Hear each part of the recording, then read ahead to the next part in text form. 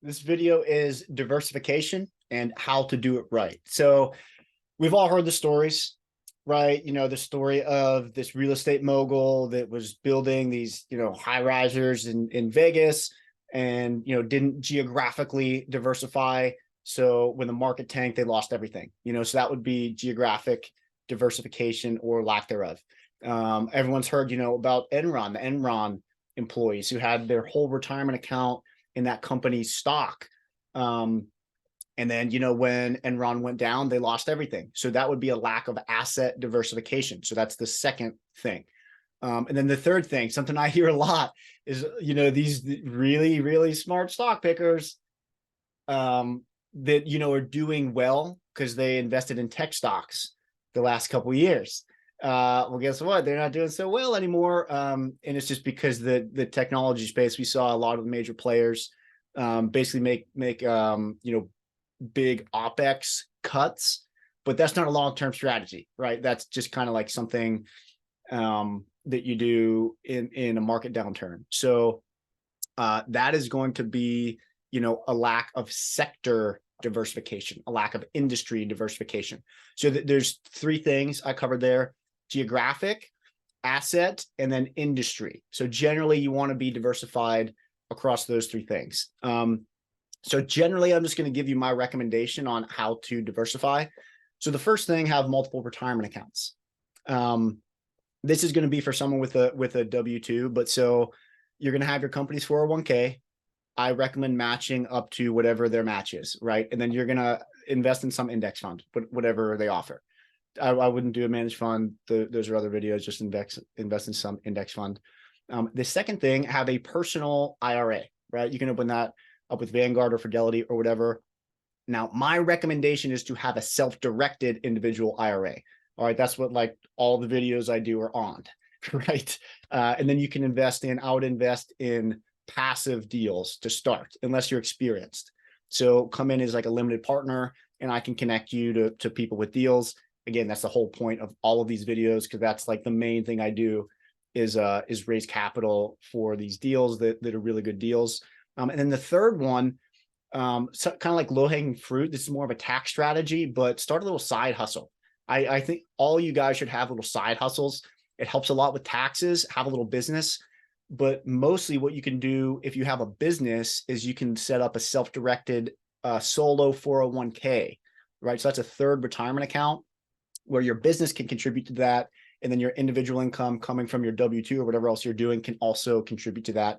I would also make that self-directed, right? So that is asset diversification, right? In your 401k with your business, you're going to be in public assets, stocks and bonds, do whatever you want. But I recommend index funds.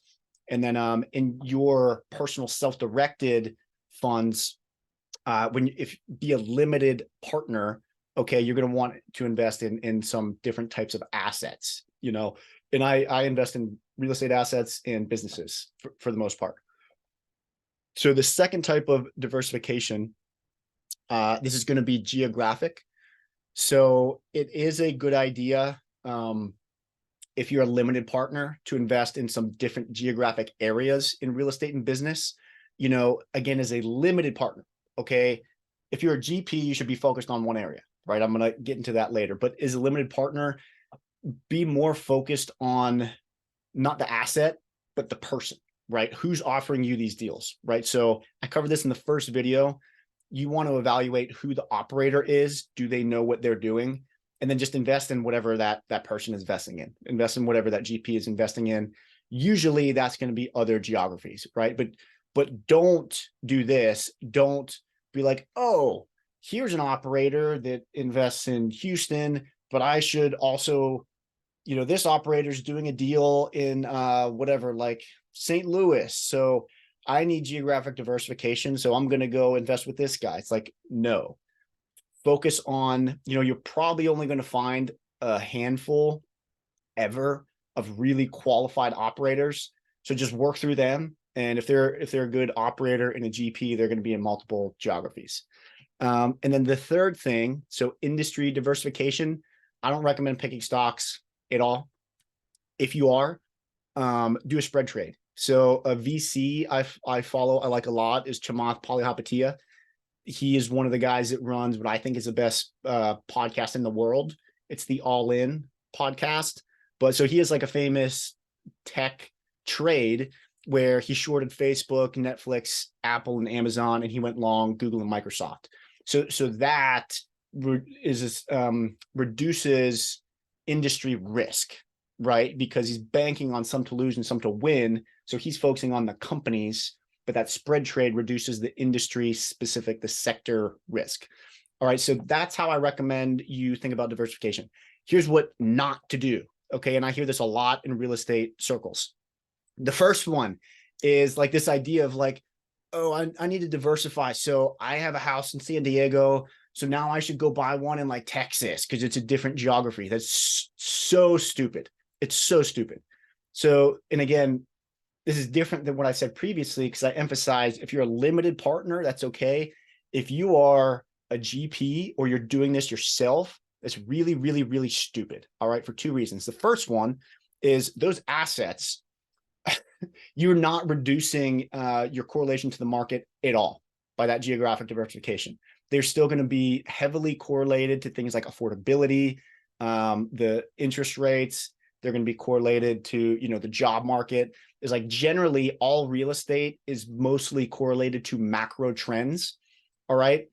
Now you can do stupid things, right? Like, there's a story of, some real estate investor I follow, she basically went out into some like random little town in like the Midwest and bought a bunch of properties.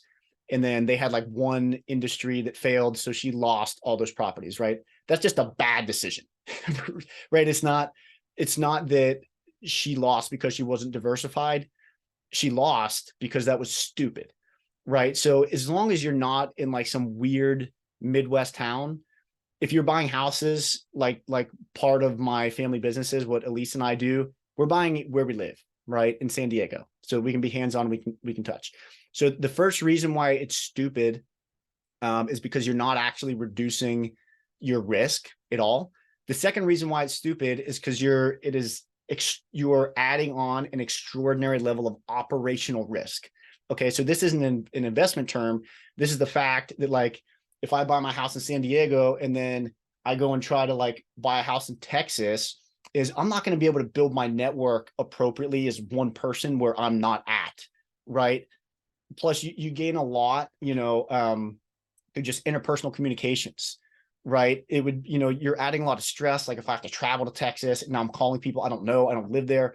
So it's like, I'm now putting myself at a massively disadvantaged position by now I have to maintain two operational ecosystems in two different geographies as one person. So that's really hard to do. So you're adding a lot of strain.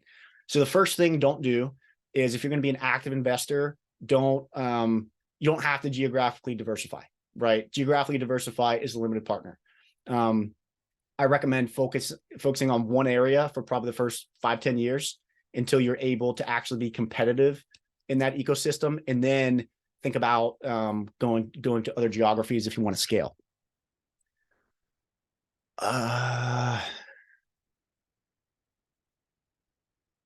Okay. Okay, here's the other thing, guys, and it's something I hear all the time, and I hate it.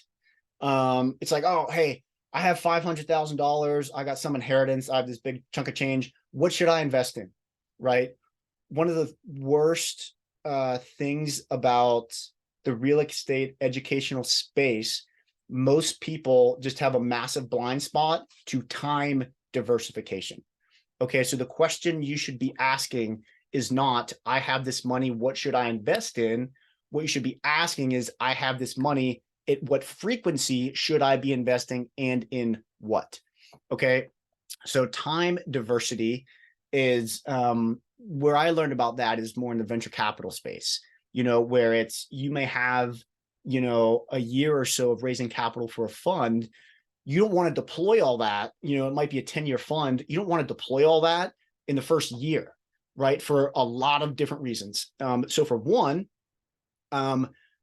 nobody is predicting the market consistently at that level, right? So it's like what time diversification gives you is if you're investing at different intervals, let's just say quarterly, is, you know, you're not, you're kind of putting yourself in a position where you're not going to get crushed by market conditions that you don't foresee, right? Where it's like, let's say, you know, in 2021, this happened with a lot of venture capitalists.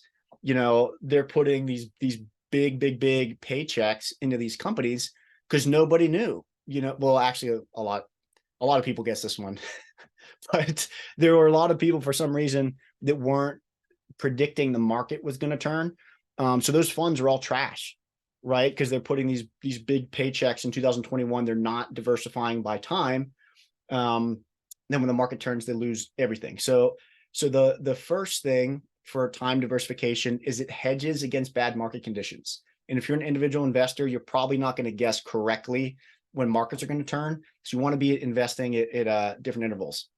The second thing it allows you to do is it allows you to learn, right? So if you have 500K and you invest in one thing, you didn't learn anything, right? You have nothing else to invest in, right? So instead of putting that 500K in one deal, you know, come in as an LP, maybe 25K, figure that out, track it, you know, make sure you're comfortable with everything, vet that operator, talk to that operator, and then the next quarter, do a different deal. You know, you might have learned something, you know, that allows you to be a little bit better each subsequent interval where you're investing.